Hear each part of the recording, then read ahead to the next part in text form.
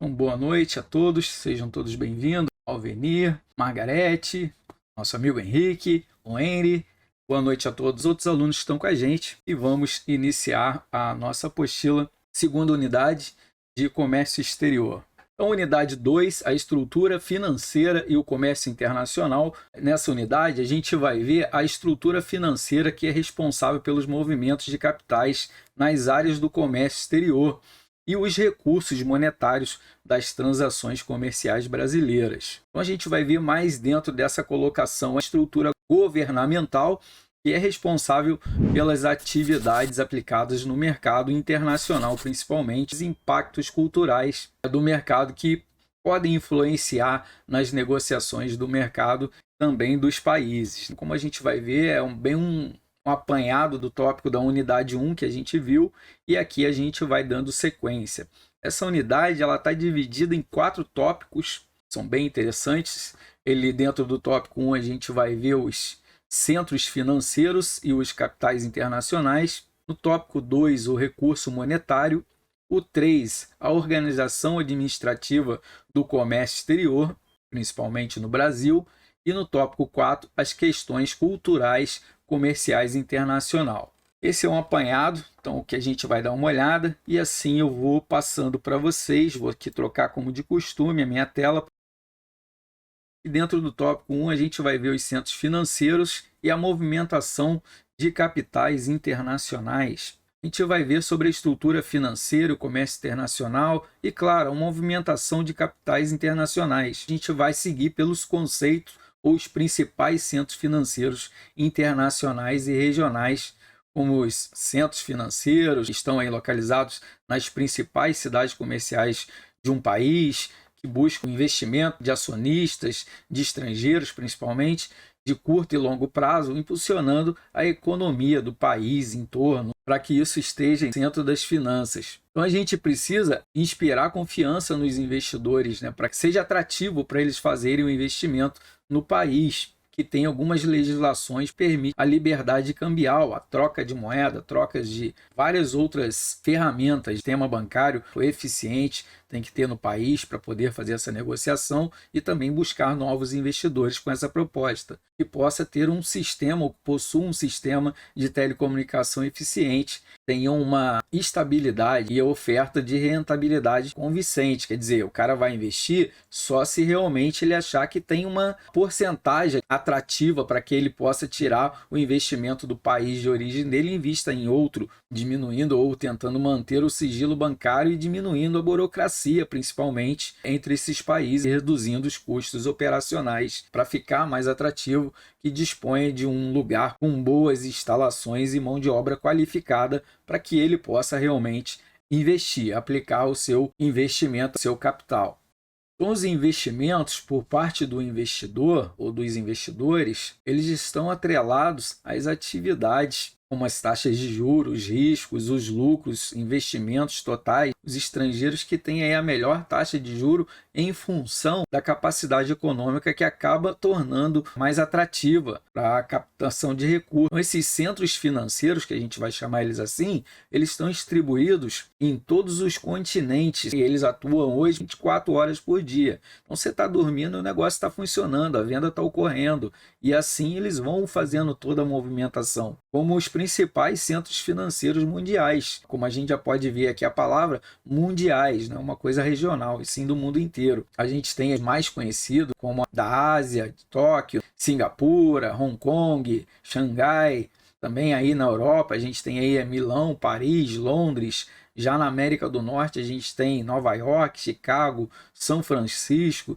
e também nas Américas, aqui principalmente na América Latina, como a cidade do México e São Paulo, aqui no Brasil. Então esses são os centros, essa parte de câmbio, de troca de moeda, de investimento, de atrair os investidores, bolsas de valores. Então o Brasil tem mais de 2 centros financeiros importantes, que um fica em São Paulo e o outro no Rio de Janeiro. Porém, o Brasil falta estrutura política e econômica de incentivo na logística, na telecomunicação dessa estrutura.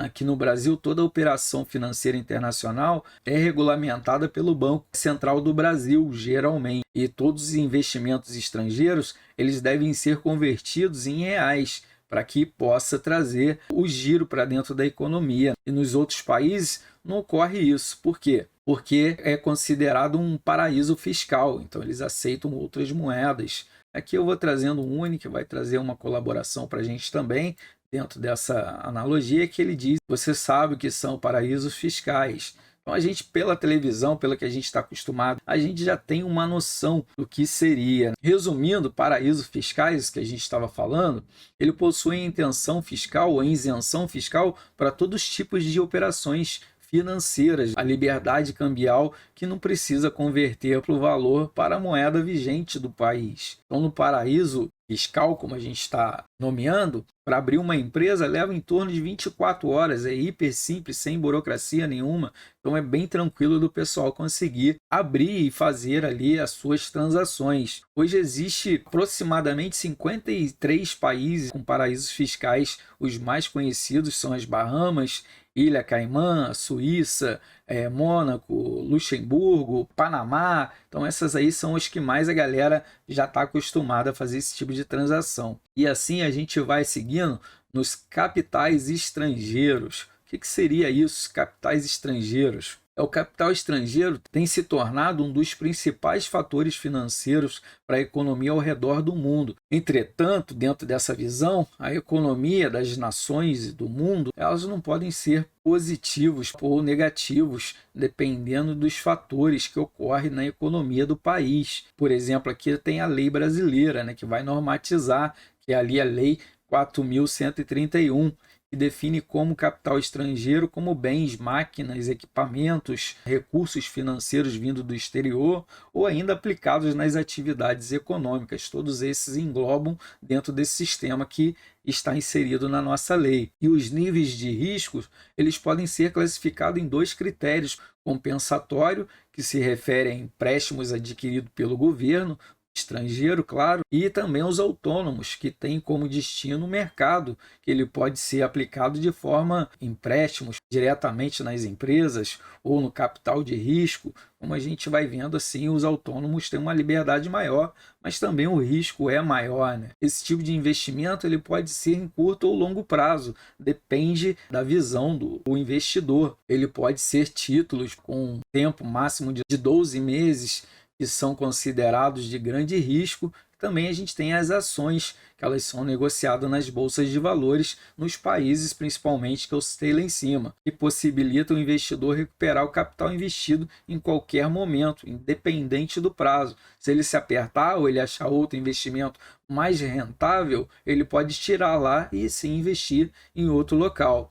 Então, o capital de risco de longo prazo, nesse contexto que a gente está falando, ele apresenta os riscos de retorno num prazo, pode ser de 12 meses, né, que ele vai ficar retido no país de forma definitiva. Isso em alguns países, se for colocar que o capital é de risco. Então, esse tipo de investimento, ele não pode ser retirado a qualquer momento, que nem o outro exemplo que a gente deu, porque as suas características é um pouco diferente. Então, ele tem retorno a longo prazo, ele tem as necessidades de reinvestimento, tem o risco de lucro ou prejuízo.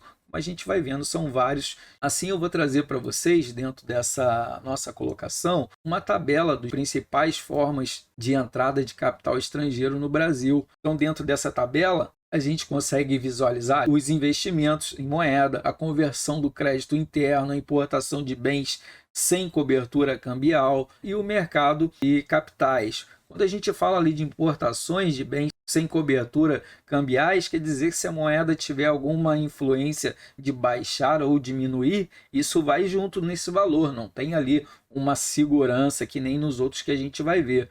A gente vai falar bastante disso ao decorrer e também a gente falou isso um pouco na unidade 1. Então, agora na unidade 2, a gente sempre vai pegando alguma coisinha de lá e trazendo para cá. Mas aí eu vou trazer um outro único, a gente vai falando aqui.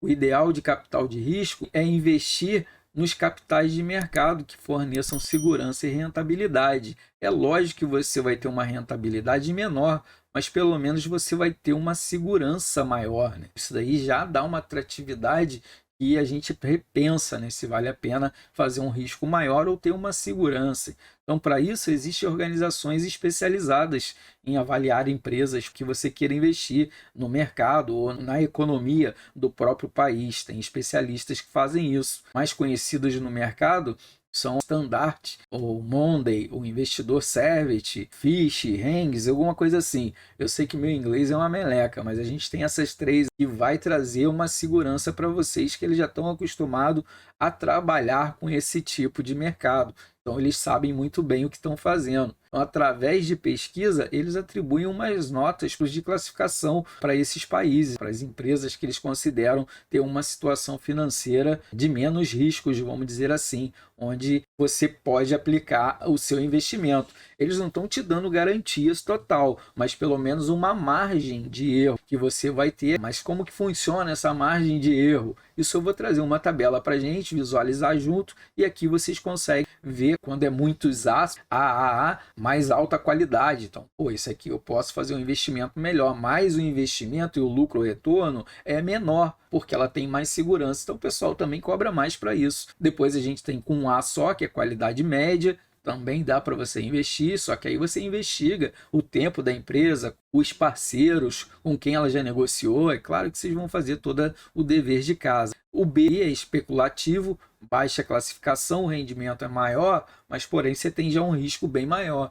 E depois a gente tem o CCC, inadimplente próximo, quer dizer, ela está ali meio mal das pernas, está andando ainda, mas não sabe por quanto tempo. Então pode ser que seja de grande risco. E o D, ela está já suja no mercado, está em atraso, é questionável, tem algumas dívidas com alguns fornecedores a longo prazo. Então tudo isso aí você vai avaliando e vendo se vale a pena fazer esse investimento. Então essa tabela ela vai ajudar o investidor ou você a analisar se vai valer a pena, né, investir ou não no país ou na empresa que você está de olho, que você deseja investir, né? Assim também a gente vai partindo para um outro bloco que seria os mercados de câmbio. Então, dentro dessa parte de mercado de câmbio, que vem bem ao encontro que a gente está falando, em qualquer país do mundo, a gente pode falar assim, no mercado internacional, são compradas e vendidas moedas de diversos países, conhecido como o mercado de câmbio, o mercado de divisas, mais conhecido entre nós, nada mais é do que um conjunto de operações cambiais ajustada entre o operador e o cliente ou entre os operadores, podendo estar nas cidades e nos países diferentes. Por exemplo, eu tenho uma parceria, eu estou aqui no Brasil, mas eu tenho uma parceria de um possível sócio de investimento que está na Espanha, o outro pode estar, sei lá, na Alemanha. Isso não impede da gente negociar, da gente poder fazer uma parceria. Então depende de onde você encontra, principalmente no mundo de hoje. Resumindo, é uma operação financeira de compra e venda de valores.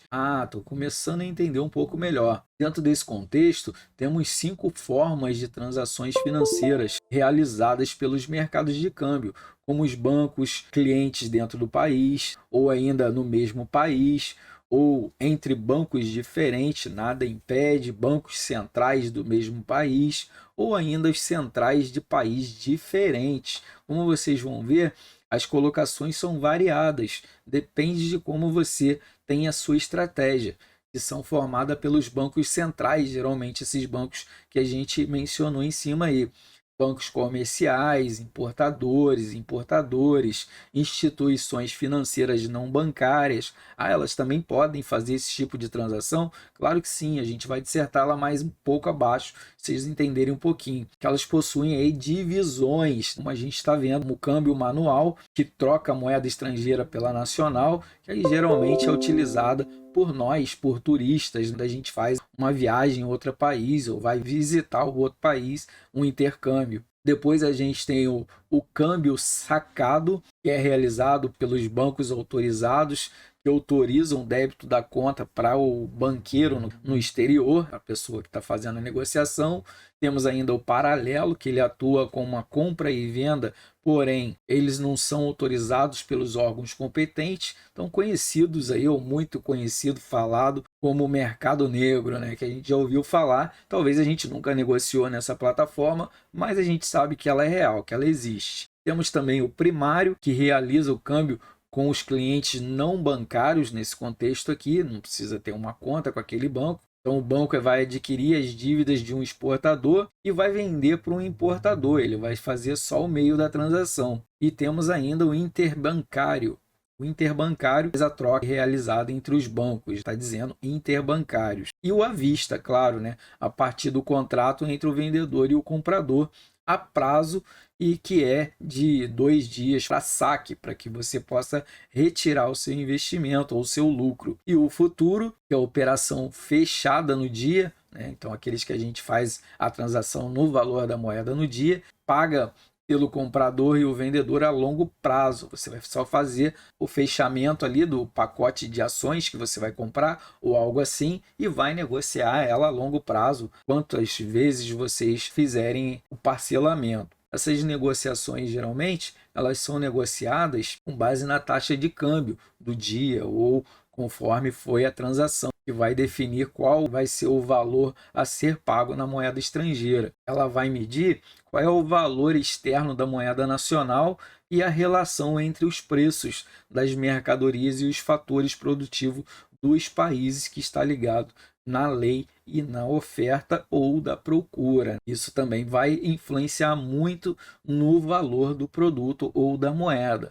No Brasil, a moeda mais negociada é o dólar, não só no Brasil. Vamos ver alguns sites e muitas cotações têm taxas diferentes. Por quê? Porque existem 7 tipos hoje no mercado de taxas cambiais, como a taxa de repasse e de cobertura, as de livres ou as livres de taxas oficiais, as cruzadas e ainda as fixas e as flutuantes. Como a gente viu, tem um campo bem vasto para a gente navegar e assim, com a estratégia, como eu mencionei, vocês poderem seguir e assim realmente alocar. Dentro dessa partição, a gente vai mexer e vamos entrar agora nos participantes do mercado. A gente tem...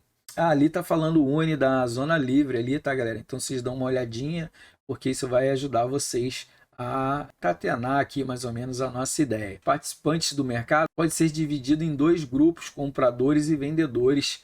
Compradores são os que precisam adquirir a moeda estrangeira para honrar os seus compromissos que possuem com seus fornecedores, possui só a moeda local. E os vendedores, que são aqueles que têm a moeda estrangeira, eles precisam trocar ela para aplicar no mercado nacional. Então, com o controle de mercado e o equilíbrio da balança de pagamento, que vai influenciar ou que influenciam no custo das importações e nos gastos de viagens internacionais e também na redução de serviços estrangeiros. Pode ver, ele influencia em várias partes. Tivermos uma posição cambial desvalorizada, nesse nosso exemplo, nas 2 formas de classificação, temos aí o mercado livre, que não existe um controle por parte do governo local. Ele vai possibilitando o livre comércio de compra e venda de moedas estrangeiras. As taxas, geralmente, elas são fixadas livremente, cada um coloca o preço que quiser. É possível, então, manter essas moedas estrangeiras depositadas no próprio país, como turista, que ele pode pagar as suas compras sem precisar trocar a moeda nacional. Por exemplo, você consegue aqui, falando da nossa realidade, e no Paraguai usar reais, bem tranquilo, eles aceitam. Aqui também na fronteira de Chuí, em Rivera, eles aceitam a nossa moeda, bem tranquilo. Então eles trabalham com as 2 e depois eles vão fazer a taxa deles lá de troca, mais comum do que a gente pensa. Essas taxas geralmente elas são fixadas livremente, como eu tinha mencionado, e é possível manter as moedas estrangeiras depositadas no próprio país ou em outros países. Dessa forma, os turistas elas podem pagar as compras sem precisar trocar as moedas nacionais. Também temos um mercado controlado, que existe o controle do governo mais rígido, que é regulado através do Banco Central, geralmente. Assim, não é permitida a existência das contas moedas estrangeiras e nem possuir conta no exterior sem autorização do governo. Então, ele é bem mais rígido, né? Então, assim, o turista ele só pode levar um limite estipulado de moeda estrangeira para poder fazer a sua compra, né? Sua viagem ou o seu passeio. Aí eu vou trazendo um outro Uni para colaborar com a gente aqui. Então, o Brasil ele tem um câmbio geralmente controlado, o livre sobre a moeda nacional, flutua conforme a pressão do mercado no Banco Central, chamado ou conhecido como Bacen, aí, que controla essas oscilações extremas que o mercado, dependendo como está aquecido em outro país, vai também mexer com o nosso mercado. Então, dentro dessa colocação, a gente vai puxando aqui e trazendo e falando de um outro tema que influencia a economia, por exemplo, no mercado exterior. Agora sim, a gente trazendo slides, que é uma situação econômica de um país influente, né, na área do comércio exterior, principalmente nas negociações de exportação e importação, e quando ocorre a valorização ou a desvalorização da moeda interna e a estrangeira, mas também relacionado às balanças comerciais, como produto interno bruto, né, que a gente vai ver isso ao decorrer num cenário político, né, que é o fato do comércio exterior contribui para a economia do país. Isso ajuda bastante a trazer outras moedas para o país, para o desenvolvimento econômico. Finalidade de reduzir a pobreza, por exemplo, né, dando oportunidades comerciais, aumento da produtividade, com certeza, do desenvolvimento, principalmente nos fatores privados, as empresas. Então, isso trazendo mais emprego, trazendo evolução para as cidades ou para os países. Dessa forma, a economia ela fica aquecida por causa dessa movimentação financeira de compra e venda nesse mercado de câmbio e da entrada de recursos financeiros vindo do exterior devido às vendas das mercadorias feitas pelas empresas.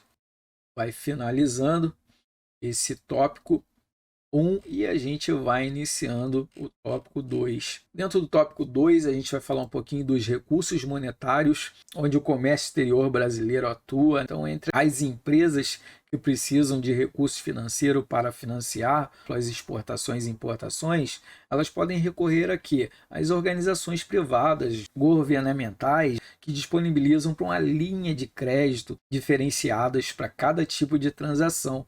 Para isso o quê? Para incentivar as pessoas a participarem dessa fatia, que é o mercado internacional. O mais comum entre esses recursos, geralmente serem ofertados pelos bancos privados ou ainda pelas governamentais que atuam através do mercado de câmbio, tanto no país como no exterior. Essa linha de crédito ela pode ser utilizada tanto para as exportações quanto para a importação, como produtos acabados, commodities, aquisições de equipamentos, de máquinas, como a gente vê principalmente aqui no Rio Grande do Sul, tem bastante negociação, né, de máquinas agrícolas, principalmente dentro desse mercado. A gente vê aí que vem bem dentro da nossa realidade, dentro do nosso contexto. Legal. Então agora a gente vai falar um pouquinho das fontes de financiamento e as práticas do comércio exterior brasileiro. Importação ou exportação, geralmente nas taxas que são atreladas conforme a linha de crédito que a empresa contrata. Assim o governo também ele ganha, principalmente com o quê? Com as exportações, que aquece a linha do comércio exterior, trazendo ganhos para a economia, gerando empregos, trazendo renda para a população, proporcionando melhoria na produtividade organizacionais ou das organizações.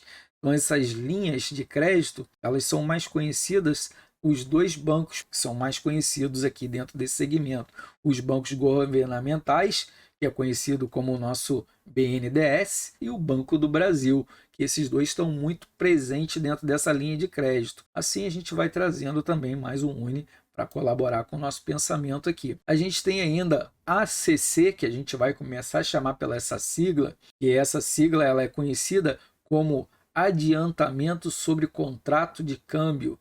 Ele vai se referir ao adiantamento do valor de venda para o exportador. Porém, para ela ter esse tipo de linha de financiamento, ele precisa ter o quê? Ter fechado um contrato já de compra e venda e ter aí a previsão do embarque da mercadoria e o recebimento desses valores. Então ele precisa de toda uma estrutura documental para que ele tenha esse tipo de crédito, ele tem esse tipo de linha de crédito, digamos assim. O Banco Central geralmente ele fornece um prazo de adiantamento para que ele possa ter um capital de giro, geralmente de 360 dias. Depois temos o ACE, que quer dizer essa sigla, adiantamento sobre cambiais entregues. Muda um pouquinho a estrutura dele, onde o exportador ele vai receber o financiamento depois do embarque da mercadoria e ainda ele vai precisar entregar todos os documentos que o banco pede. E o prazo também estipulado para esse tipo de movimentação, essa modalidade, também é um pouquinho maior, é de 390 dias depois do embarque da mercadoria. Então, como vocês vão ver, ele vai modificando um pouquinho. E o pagamento por parte de quem?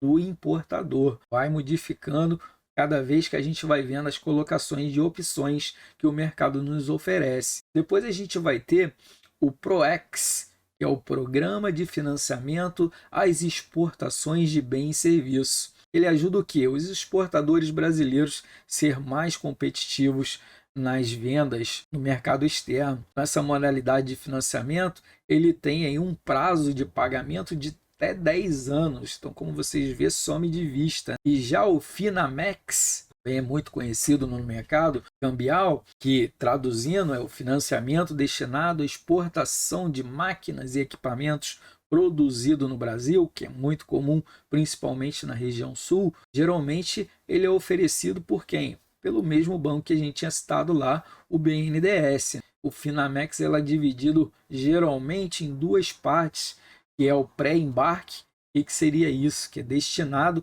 à produção de máquinas e equipamentos que vão ser exportadas até 30 meses. Então, é tipo um depósito enorme. E ainda tem o pós-embarque, que financia a comercialização dessas máquinas e equipamentos no exterior. Então, eles estão vendo aí que eles têm modalidades para que eles possam aplicar a estratégia deles. O prazo vai até quanto? Até 96 meses, então também é bem considerável, dependendo do tipo de equipamento e o valor exportado pelo importador, pelo cliente, compra e venda ali, depende de muitas variantes. Também temos o Expornote. O que seria esse Expornote aí? É a venda de direitos sobre a moeda estrangeira referente à exportação futuras. Em troca de quê? De receber a moeda local para aquecer o mercado, também fazer a moeda circular. Esse tipo de modalidade é exclusivo para exportadores que repassam direitos sobre a moeda estrangeira para o investidor. Ele pode ser o quê? Uma pessoa jurídica ou não, dependendo, pode ser eu, você, bem tranquilo. As vantagens é baseadas em quê? Em contrato de exportação entre o exportador e o importador, que geralmente sempre está rolando um contrato dentro desse segmento e o governo sempre fica com a fatia, lógico, né? E que o exportador ele não precisa de linha de crédito bancária em curto prazo para financiar essas vendas. E no caso do investidor, ele fica sim protegido, né, da moeda estrangeira se houver oscilação cambial dentro dessa nossa colocação aí da moeda estrangeira. Porque a gente vê que muitas moedas, principalmente o dólar, que é o que mais está presente no mercado, a oscilação é constante, né? Todo dia o dólar está com um valorzinho diferente. E a desvantagem, ele precisa que o exportador tenha um contrato de compra e venda. Então essa é só a desvantagem, o resto é mais tranquilo. E falando sobre isso, a gente ainda tem Commerce Papers. Estou trazendo as siglazinhas aí, vocês vão conseguindo ver. O Commercial Paper são operações de curto prazo, captação de recursos para exportadores com problemas de caixa, de dinheiro, do ativo, que ele permite às empresas, os bancos, que tenham esses recursos num curto prazo de tempo. E aqui no Brasil, o que acontece? Temos aí o Banco Central, ele leva geralmente de 3 semanas para aprovar a emissão do título para esses negociadores. E ainda temos o Surprecred, eu não sei se é assim, que meu inglês é daquele jeito, né?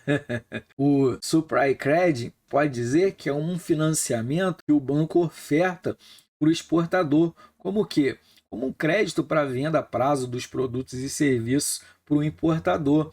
Então o exportador, por sua vez, que é o que fica responsável pelo pagamento cambial dessa transação, dessa exportação, caso o importador não pague, beleza? Ele fica como um fiador praticamente do negócio, porque banco sabe como é que é, né? Ele nunca perde. Temos ainda o Benercred, o Buercred, alguma coisa doida assim, que é um financiamento direcionado ao importador pela instituição financeira mediante a um contrato.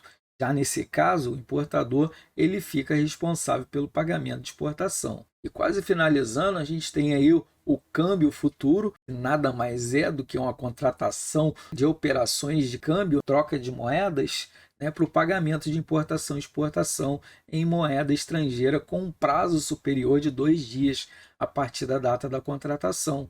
Então, muito utilizada pelas empresas hoje em dia por causa da oscilação da moeda em relação ao local. Então, ele tem uma segurança dentro desse contexto aqui, nesse câmbio futuro. Mesmo que ela aumentar, ele se mantém naquele valor fixado. E mesma coisa, se baixar, aí ele vai ter um prejuízo porque não vai baixar dele, vai continuar fixo. Temos também o Finame, que financia a exportação de máquinas e equipamentos, como a gente viu lá em cima, que geralmente são as instituições financeiras credenciadas pelo banco, o BNDES, como a gente falou lá. Então, dentro dessas relações, a gente tem as relações comerciais brasileiras, que se caracterizam ou se caracteriza pela troca de bens e serviços nas fronteiras internacionais, que representam uma grande parcela do PIB, principalmente no Brasil, que está aí entre as 10 maiores economias mundial. Então o Brasil pode dizer que ele está se destacando bastante dentro desse mercado, sendo a maior economia da América Latina, tanto pelo tamanho que a gente tem aqui, em vista do mundo com um país de grandes potências ou de grandes potenciais para negociação. A gente está até bonito na foto, né? Por quê? Porque nossos produtos têm aí um grande potencial para exportação. Fala em importação, a gente está comprando de fora. E quando a gente fala exportação, a gente está vendendo para fora. Legal, entendi isso, tá show. Então agora a gente vai entrar dentro das políticas de comércio exterior brasileiro. Legal, o que são isso? São constituídas, geralmente, por um conjunto de medidas para transações comerciais do país com o mundo, mencionadas pelo governo principalmente federal.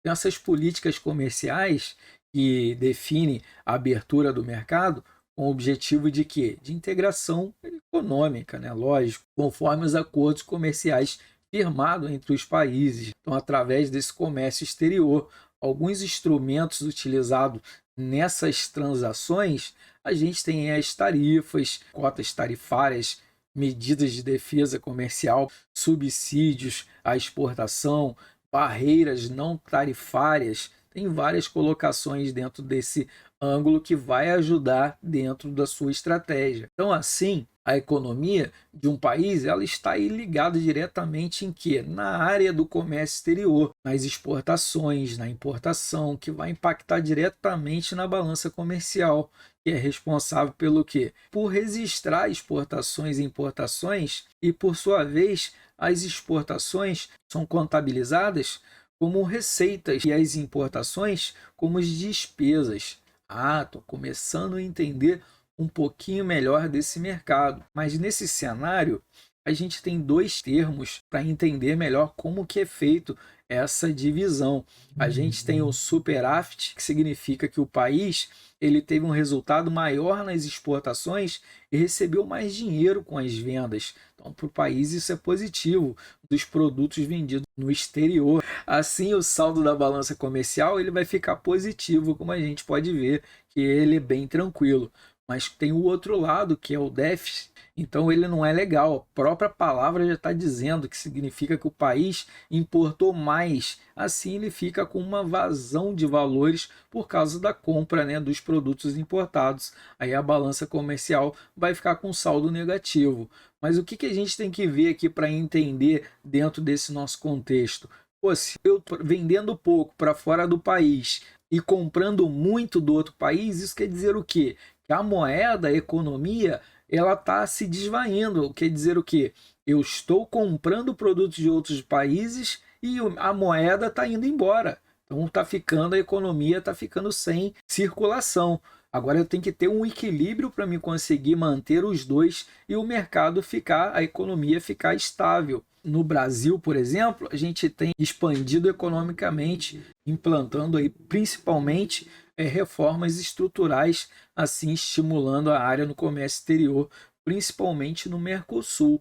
Então essa estratégia está ajudando a economia do Brasil bastante. A gente está tendo um movimento que passa ano, entra ano, sai ano, a gente está vendo ela aumentar. É lógico que a gente ainda, como cidadão, não está vendo esses resultados sendo aplicados, mas a economia está sendo mais aquecida com certeza, porque a exportação ela está aumentando. Ainda mais com essa crise da Covid, as vendas, por incrível que pareça, nesse setor de alimentação, ela aumentou muita coisa, porque os países, todo mundo em casa, todo mundo comendo, e foi aumentando o consumo, então eles precisam se alimentar. Então a gente tem um produto muito, vamos dizer, procurado por outros países. Então o governo brasileiro, ele incentiva o que? As exportações através dos incentivos fiscais, dando até isenções em alguns casos. Então tem se esforçado para se tornar um país com uma liderança política representativa na América do Sul perante o mundo, e está conseguindo, se esforçando para ocupar os cargos em organizações mundiais, como exemplo aí a ONU, o OMC, que tem aí atraído a atenção dos investidores estrangeiros, porque tem um movimento muito bom para você fazer esse tipo de investimento, e a gente vai ver o porquê disso ao decorrer dessa unidade. O país, então, ele conta com um mecanismo de incentivos para as exportações, né? E tem 3 categorias embutidas dentro dessa estratégia, desse mecanismo. Categorias de programas de financiamento às exportações, incentivos tributários e as ações promoções de exportação. Então, um desses incentivos, eles são beneficiados pelo tributo, benefícios tributários dos regimes aduaneiros especiais. E o que seria isso? A gente também vai falar bastante desse regime aduaneiro especial. Ele está muito dentro do contexto das exportações e importação, como impostos, ICMS, PIS, COFINS, que são aí destinados apenas para a etapa final da cadeia de produção, geralmente dentro das indústrias, que não impacta muito no valor do produto final quando existe a exportação. Então o Brasil ele tem expandido a economia e implantado formas estruturais, assim estimulando a área no comércio exterior, principalmente no Mercosul, como a gente estava mencionando aí, que o governo brasileiro ele traz incentivos às exportações através dos incentivos fiscais apenas para as áreas das etapas finais da cadeia de produção. Não impacta muito no valor do produto final quando existe exportação, por exemplo, de matéria-prima, para que você vai fazer a transformação de um produto. Então, assim, geralmente eles já tiram essa parte de tributação. Então, resumindo, o Brasil possui um mecanismo de regime aduaneiro especial que permite o quê? Aquisição de insumos importados e nacionais de produtos direcionados à exportação sem impostos, que é um grande atrativo. E nessa colocação a gente tem chamado, conhecido como o drawback, alguma coisa assim, que ele descreve um benefício tributário e diz que a empresa ela pode recuperar o imposto devido pela importação de alguns insumos. Isso é interessante, destinado às exportações de produtos acabados. Então também temos o que? RECOF. O que quer dizer isso? Regime aduaneiro de entrepostos industriais sob o controle informatizado. E ainda temos o ZIPES, que é a Zona de Processamento de Exportação, que incentiva as exportações. Legal, professor, estou começando a gostar dessa matéria, ela é interessante. Realmente, essa matéria aqui ela é bem interessante para que a gente possa ter uma noção melhor da colocação do mercado, da trajetória que a gente tem de como funciona a compra e venda de produtos de um país para o outro e como funciona a tributação, a comercialização, né, todo esse contexto. Assim, a gente vai entrando no tópico 3, organização administrativa do comércio exterior no Brasil. Nesse tópico vamos ver então o que? Como está a estrutura comercial no comércio exterior brasileiro e quem são os responsáveis por gerenciar esse desenvolvimento e as áreas do país. Nas áreas do país aqui, a estrutura do comércio exterior brasileiro, que ocorre por áreas de competências como política econômica, ou políticas de comércio exterior, a formalização das nacionalizações das importações e exportações de mercadorias, fiscais, financeiras, logísticas, são várias, né, que a gente vai ver no contexto aqui. Então essa hierarquia, que a gente vai chamar assim governamental, ela permite que esses setores responsáveis por cada atividade possam gerenciar os processos de uma forma mais eficiente, fornecendo aí o crescimento e desenvolvimento para a economia. Pô, legal! Então, dentro dessa estrutura, a estrutura governamental do comércio exterior brasileiro. Então, temos também as câmaras de comércio exterior, conhecida como CAMEX, que eu já tinha mencionado ela lá em cima. E o que o CAMEX traz para a gente aqui no contexto? É um órgão interministerial ligado no Conselho do Governo do Presidente da República.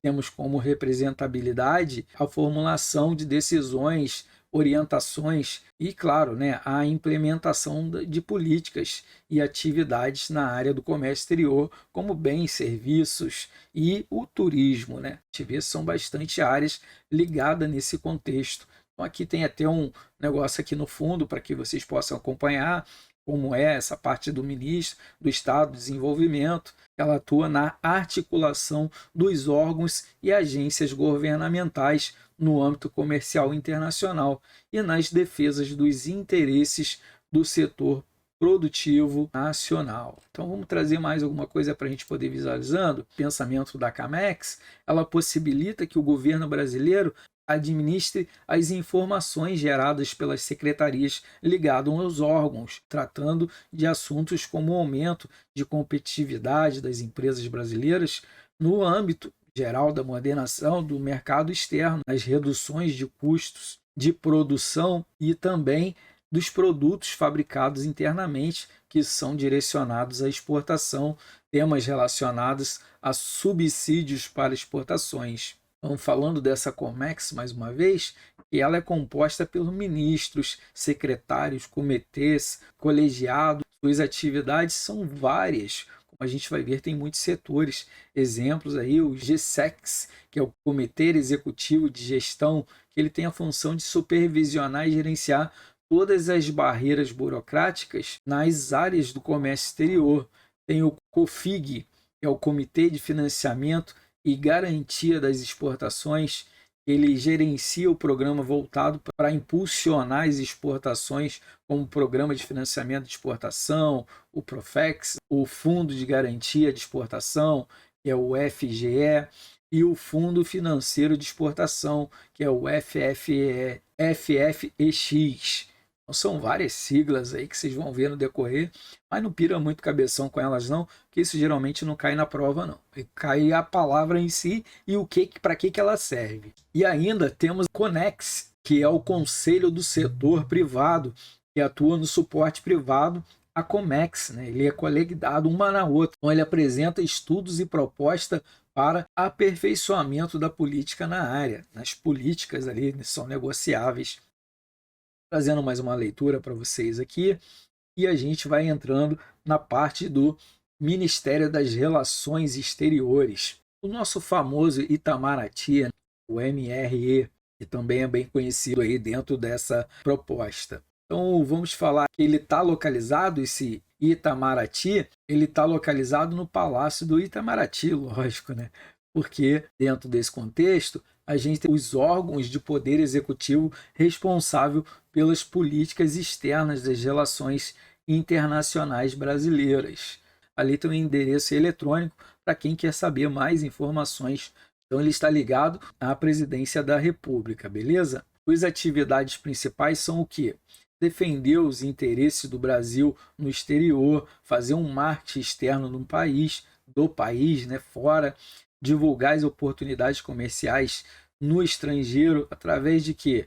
Dos consulados, embaixadas, chanceler, né? São vários ali lugares que eles podem fazer esse tipo de trabalho, né? Os órgãos eles já estão espalhados em mais de 220 locais espalhados pelo mundo, promovendo os interesses do país, dando suporte nos brasileiros e nas empresas no exterior. O Itamaraty, geralmente, ele é responsável por relações dos estados brasileiros em cada país, organizando aí feiras e eventos no âmbito internacional, como visitas chefe de Estado, de governo, também visitas do presidente e vice-presidente da República em outras nações, como a gente vê nas reportagens, na televisão, em vários meios de comunicação. Legal. Então, dentro disso, a gente vai entrando ali no Ministério do Desenvolvimento e Indústria do Comércio Exterior, que é conhecido como MEDIC, essa sigla aí, que é responsável pela execução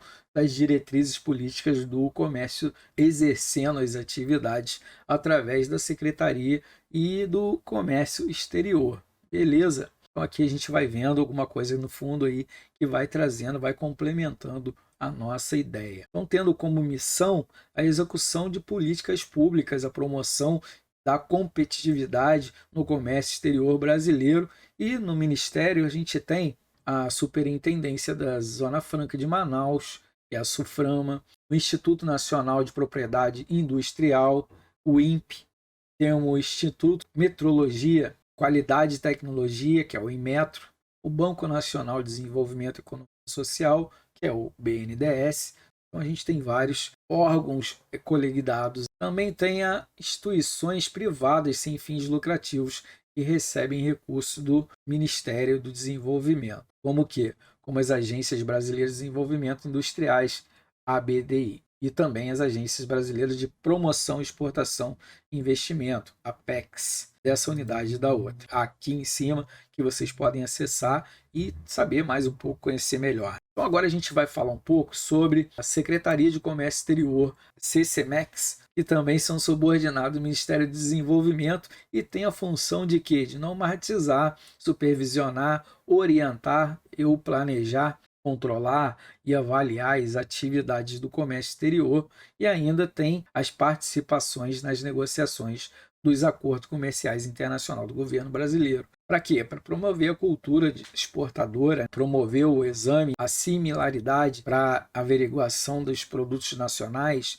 promover a defesa do comércio ou comercial do país. Como a gente vê, tem todos uns órgãos bem centrados para fazer tudo a roda funcionar, promover aí a defesa comercial do país. E a secretaria, ela é subdividida em 4 departamentos. Primeira é o Departamento de Operações de Comércio Exterior. Então ela tem as suas funções: a elaboração de acompanhamento e avaliação de estudos sobre a comercialização dos produtos, mercados estratégicos, como a execução de programas governamentais, a administração do sistema integrado do comércio exterior, o licenciamento de mercadorias para importações e exportações, e ainda a regulamentação dos procedimentos operacionais ligados às atividades. Por segundo, agora sim, a gente tem o Departamento de Negociações Internacionais, o DENIT ali, né?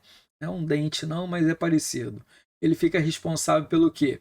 Por fomentar e articular os estudos visando fornecer informações para servir como base de quê? De negociação brasileiras com o exterior, e ainda participar de negociações de acordo do país com o mundo. E ainda vindo ao encontro da terceira, que é o Departamento de Defesa Comercial, que é o DECOM, conhecido aí também entre esse campo, que atua no combate das atividades do comércio desleal ligado a produtos e empresas brasileiras no comércio exterior, supervisionando os processos contra as empresas brasileiras fora do Brasil, fornecendo assistência e assessoria necessária caso eles necessitem, junto com o exportador brasileiro, nas informações sobre a defesa, como eles vão fazer sua própria defesa no país estrangeiro, seguindo as leis deles ali, fazendo todo o acompanhamento, né, junto com as autoridades do país, em colaboração com o Ministério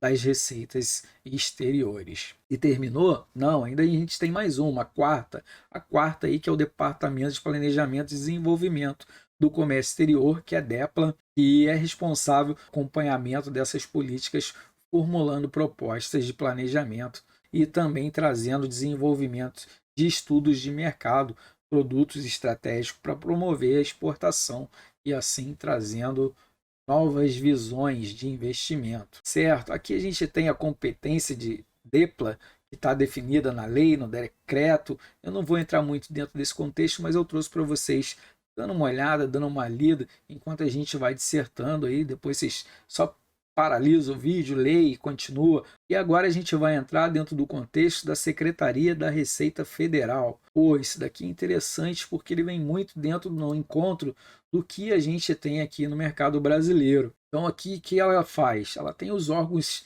específicos dentro dessa relação e desenvolve funções para que o Estado possa aí cumprir os objetivos e também aí auxiliar nas formulações de políticas tributárias, como o combate à pirataria, sonegação fiscal, o contrabando, fraude comercial, tráfico de drogas e de animais principalmente, todos os atos considerados ilícitos no comércio. Então, assim, a Receita Federal, nas exportações e exportações, elas ficam responsáveis pela fiscalização aduaneira nos portos alfandegados, como aí portos, aeroportos, pontos de fronteira, que é chamado aí os fronteiriços, e também com os países vizinhos, fronteira seca ou não, né? Tem várias aqui, principalmente no Brasil, a gente tem muita área de fronteira. Os fiscais, eles controlam a entrada e a saída desses produtos no país. A atribuição desses produtos importados fica sobre a sua responsabilidade. Geralmente eles que vão fazer ali, vão dizer o que vai ser liberado, o que não vai. Então, a gente vai falar sobre o Banco Central do Brasil, o Bacen, né, que ele é um sistema financeiro ligado no Ministério da Fazenda e ele fica sobre a responsabilidade de conduzir essas políticas monetárias, cambiais, de crédito, das relações financeiras com o exterior. Toda entrada e saída de moeda estrangeira é o Bacen que fica responsável. Então, ele controla a movimentação do capital estrangeiro, dos pagamentos de importação e exportação, acompanha as empresas que atuam na área de exportação, autoriza instituições financeiras para operarem com o câmbio, fiscalizam as mesmas, claro, que não pode deixar andar por conta própria, né? Tem que sempre ter uma fiscalização. E ainda a gente tem o Ministério da Saúde, tão importante como ele é responsável por elaborar os planos de políticas públicas voltadas à saúde. Então aqui a gente vai ver que ele tem a função de proteger e recuperar a saúde populacional, por reduzindo enfermidades, controlando as doenças, epidemias que vão vindo ao decorrer de outro país, atuando aí na vigilância de saúde, né, sanitária e no comércio exterior. É um órgão regulador que atua aí na fiscalização de importação e exportação, principalmente de remédios, de produtos ligados à saúde, e vai vir a direção ao consumidor, ao bem-estar. Então, esse processo de liberação é realizado pelo sistema Siscomex. Talvez vocês já ouviram falar, que ele é bem conhecido também. Então, dependendo do item importado ou exportado, pode ter vários órgãos envolvidos dentro desse processo que vai influenciar na aprovação ou não desse produto entrar em fronteiras, né, para dentro do mercado nacional. Então, vem ao encontro aí o Ministério da Agricultura e Pecuária e Abastecimento. Ele vai nos trazer quem é o responsável pela gestão da política pública de estímulo à agropecuária, o agronegócio e pelos serviços vinculados nesse setor que é tão aquecido. Ele busca integrar os aspectos mercadológicos, tecnológicos, científicos, ambientais, organizacional do setor produtivo, também os setores de abastecimento, armazenamento, de transportes de safra, por exemplo, que a gente tem tanto principalmente aqui na região sul, também Mato Grosso, né? O Brasil é bem rico dentro dessas áreas, além da gestão política, econômica e financeira do agronegócio. A gente tem aí o MAPA, que é tão conhecido. Ele visa garantir a segurança alimentar da população brasileira e ainda da produção para exportação, fortalecendo o setor produtivo nacional. Claro, a inserção do Brasil no mercado internacional. Essa é uma grande ideia, é o grande lance de nós brasileiros para aquecer a economia e também o desenvolvimento. No comércio exterior, o Ministério é um órgão responsável por certificar os produtos agrícolas destinados à exportação ou importação via sistema Sicomex. Então, nessa ideia, a gente vai entrando no regime aduaneiro brasileiro, como vai funcionar entre portos, divisas. Então, é um tratamento tributário e administrativo aplicado nas mercadorias submetido a controle aduaneiro. Eles passam por uma rigorosa fiscalização. Ela é dividida em dois tipos. O mais comum é o regime aduaneiro geral, que a gente conhece aí nas fronteiras, que se refere nas exportações de bens, pós-pagos os impostos, elas ficam liberadas mercadorias para o consumo no país e após a sua nacionalização. Quer dizer o quê? Quando você paga o tributo, geralmente ela vai estar permitida para ser consumida, transitada ou transformada dentro do nosso país. Vou passar para o outro lado aqui. Já os regimes aduaneiros especiais, lembra que lá em cima eu falei que ia falar dele? São as operações de importação e exportação, mas com benefícios fiscais, com a isenção de impostos ou ainda suspensão dos tributos incidentes, né, no produto. Geralmente são concedidos para determinadas finalidades. No comércio exterior brasileiro ou do Brasil, temos algumas situações que necessitam dessas práticas especiais aí na entrada e na saída de mercadoria. Por exemplo, nas práticas especiais temos aí a RAE e a RAA. Tá? O que quer dizer isso? A RAE foi criada para atender alguns processos de importação e exportação com as regras diferenciadas. Como exemplo aí, a gente tem o trânsito aduaneiro de mercadoria que pode ser transportada de um ponto a outro sem ter tributado os impostos. Então ela fica isenta para a transição, de uma cidade para outra, principalmente quando transfere a mercadoria de um ponto alfandegado para o outro. Eles têm aquela parte de transição até chegar na outra área portuária sem tributação, ela fica isenta. Também temos a admissão temporária, quando a mercadoria ela precisa, por exemplo, ficar no país durante um determinado tempo, por algum infortúnio, vamos dizer assim.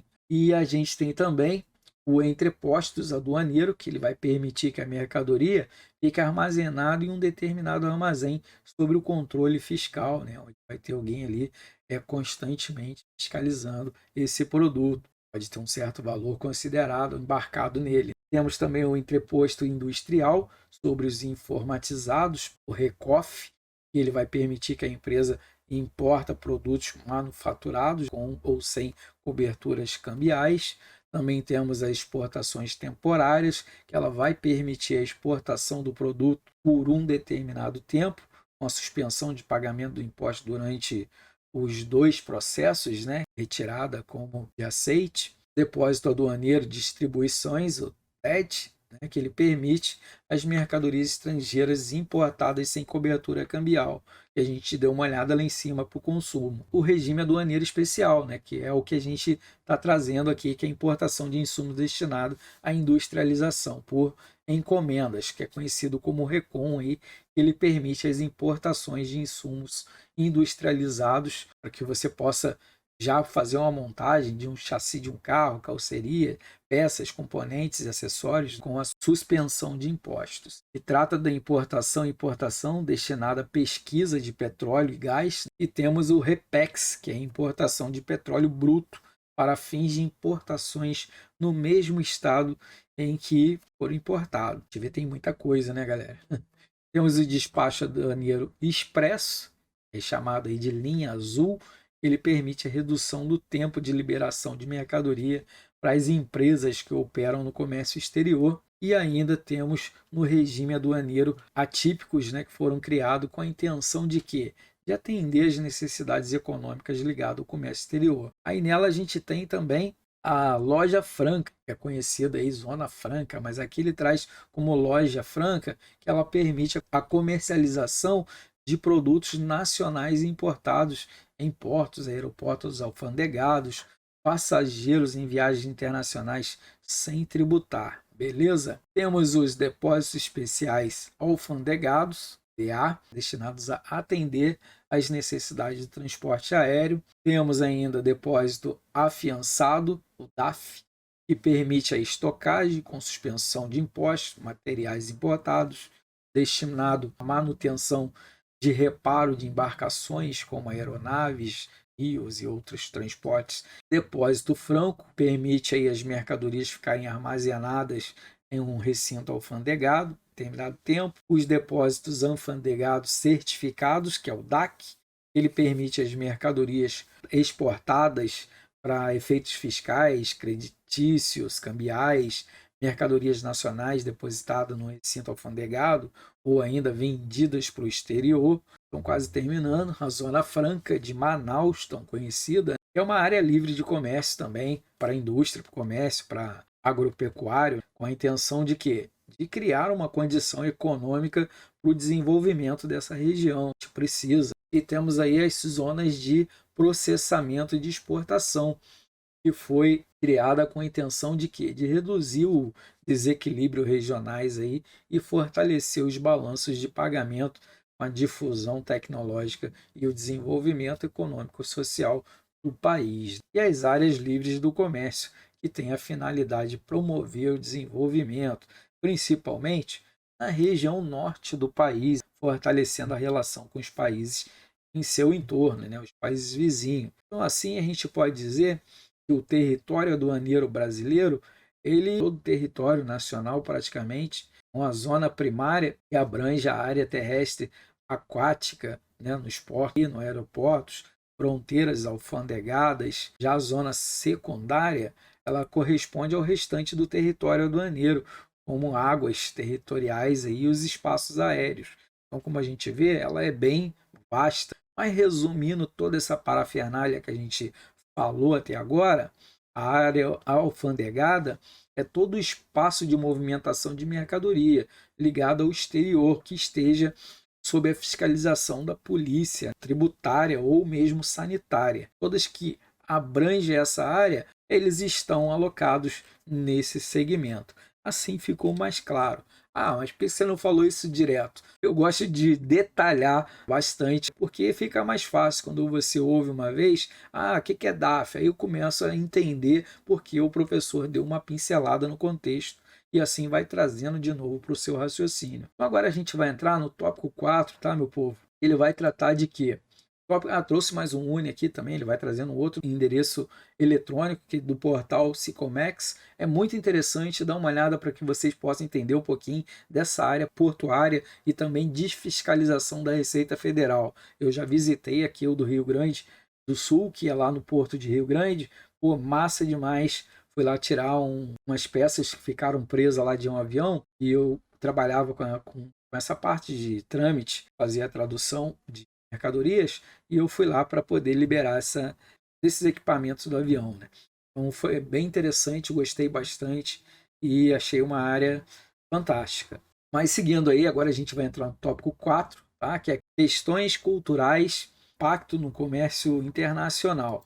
Então, dentro desse contexto, geralmente, quando um país enfrenta uns momentos de crise, igual a gente viu vários aí enfrentando, nesse contexto aqui, as empresas que atuam com exportações, elas não sofrerem muito impacto, né, no faturamento, como ocorreu. Para que isso ocorra, tem que o quê? Tem que considerar a educação, a cultura, a política que o país adota, também a religião, que são em diversas realidades que podem influenciar para o processo de negociação, como a gente vai ver ela com mais detalhes aqui, que tudo isso pode influenciar numa finalização de uma negociação. Então aqui, geralmente, a gente vai ter o quê?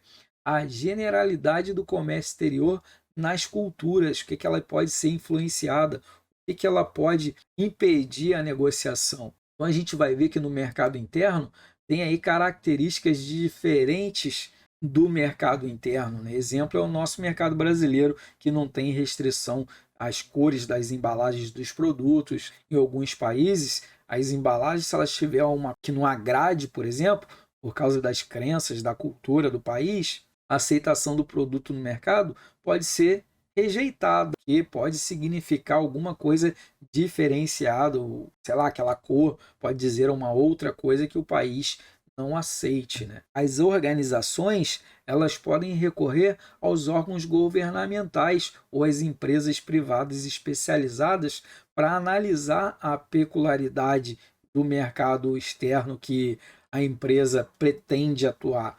Ela tem que pesquisar realmente, ver como que funciona a cultura desse país, para que ela siga as leis comércio antes de oferecer e já vedar, sei lá, a comercialização.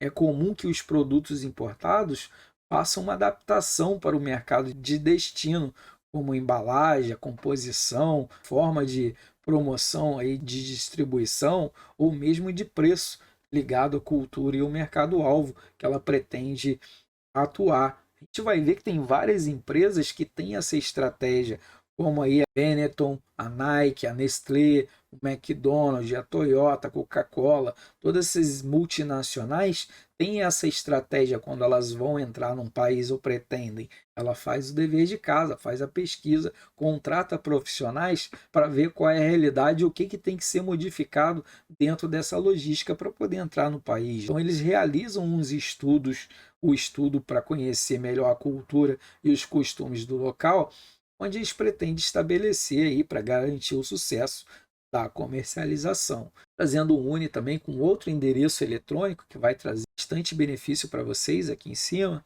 né? Então vocês dão uma olhada como funciona cada coisa e vai vindo ao encontro a nossa fala aqui.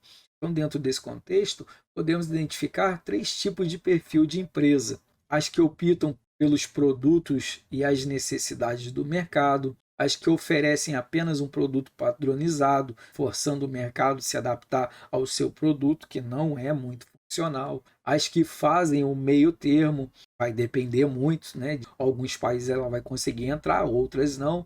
Geralmente as que entram é a primeira opção que a gente falou, as que se adaptam aos produtos às necessidades do mercado, fica mais dentro da realidade. O sucesso vai depender do mercado aceitar ou não o produto ofertado. A estratégia que ele vai utilizar, ele vai ver ali o risco que ele vai ter mais em uma estratégia ou mais na outra.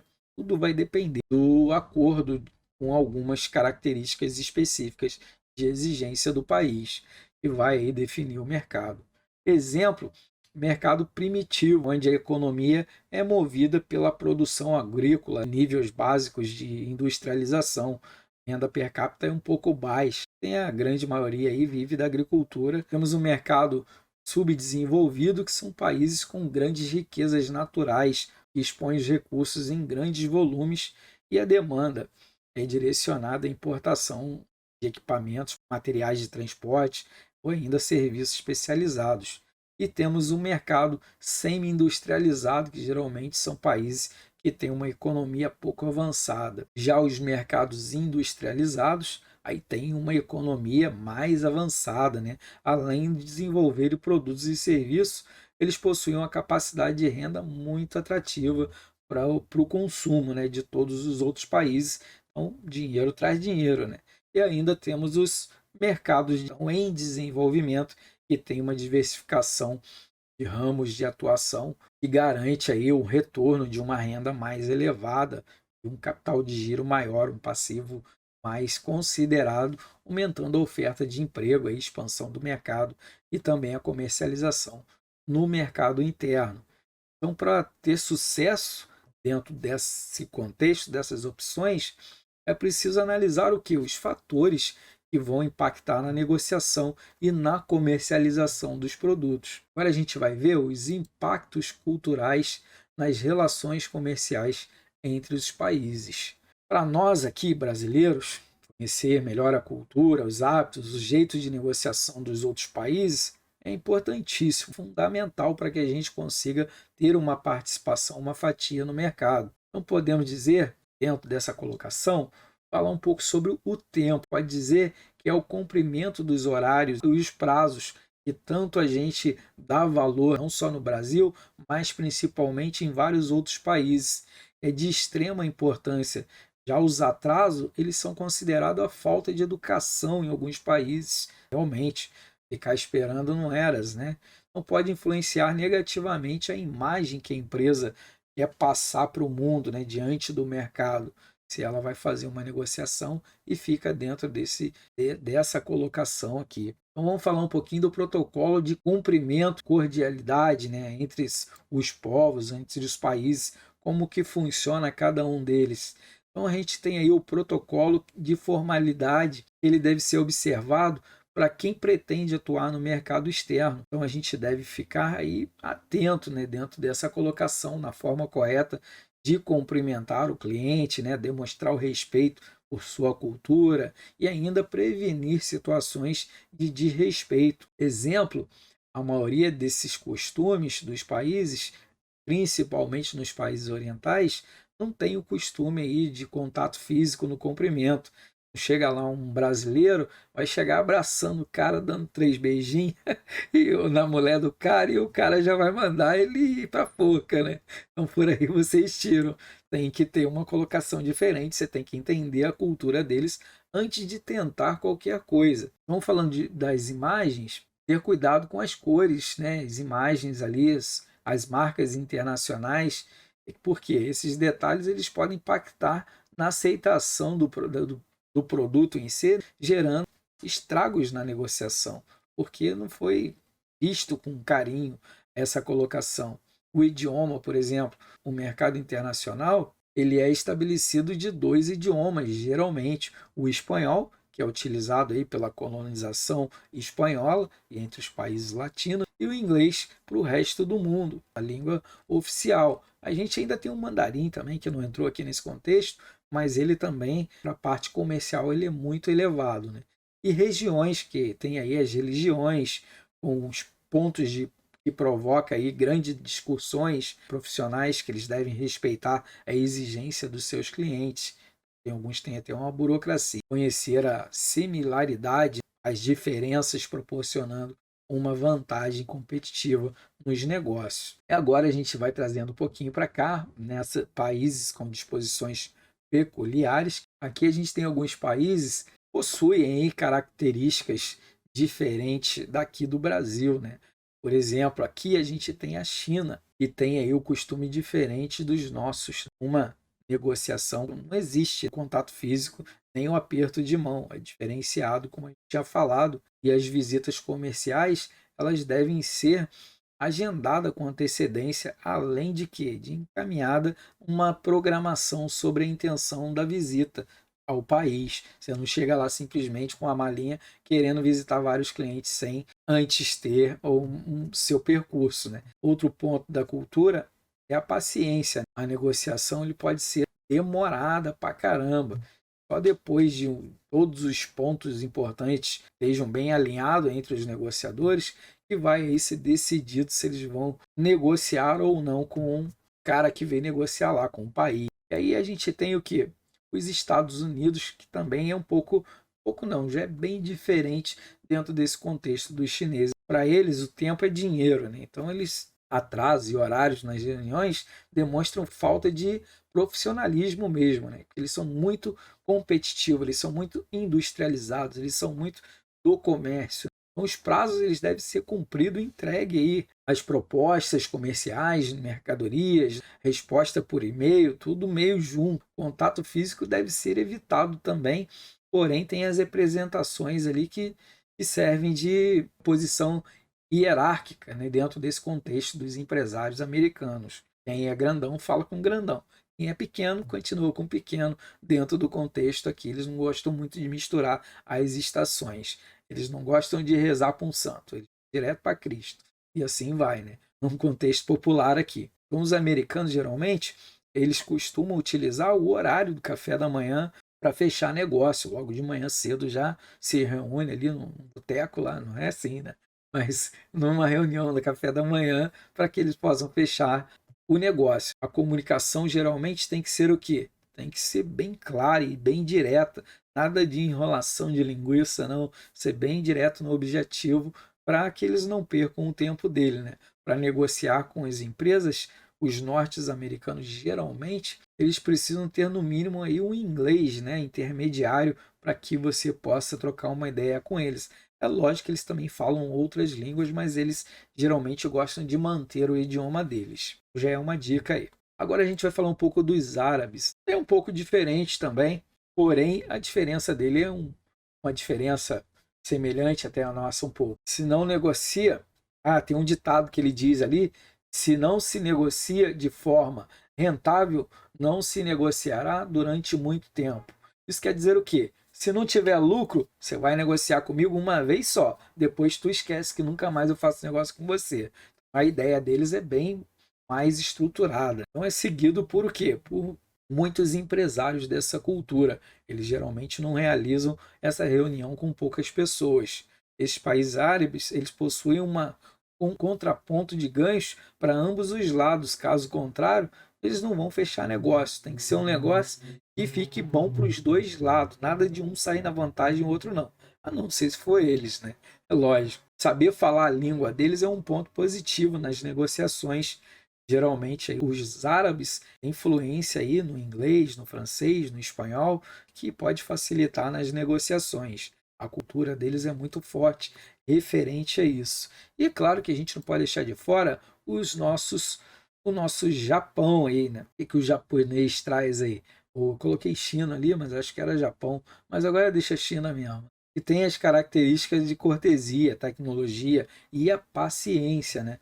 Na negociação aí com esses países, que pode ser um desafio para outros que querem fazer negócio logo de imediato, né? Porque a sua cultura e os seus costumes, as estruturas e os hábitos são diferentes de todos os países ocidentais. Geralmente, essas negociações são realizadas por um comitê ou uma comitiva formada por vários profissionais responsáveis pelas áreas que envolvem as negociações. E as negociações não são fechadas somente por um indivíduo e muito raramente na mesma hora, porque eles sentam depois da reunião e assim eles acabam estruturando e colocando o ponto no i, vendo quem concorda, quem discorda, por que concordam ou por que discordam dentro de um segmento, dentro de uma segmentação. Ah, existe só esses países? Não, ainda a gente tem outros, como eu trouxe aqui, Estados Unidos, Arábia, a gente viu aqui que também são países que estão dentro desse contexto, vai trazendo para dentro. Ah, agora eu trouxe aqui, eu demorei passar foi o slide. O Japão, a Turquia também são países, a Polônia, são países bem diferentes para a gente negociar com eles, né? Tem uma regra assim de negociação muito diferenciada. Bom, meu povo lindo, acho que a gente finalizou. A apostila deu uns contratempos aí, mas nada que a gente não conseguiu colocar em dia, ficou tudo tranquilo. Acho que ficou bem esclarecedor. E em breve a gente vai estar com a unidade 3. Tranquilo? Vocês têm alguma dúvida? Querem comentar alguma coisa? Um bom final de semana para vocês, um bom descanso e até o próximo encontro. Beleza, meu povo?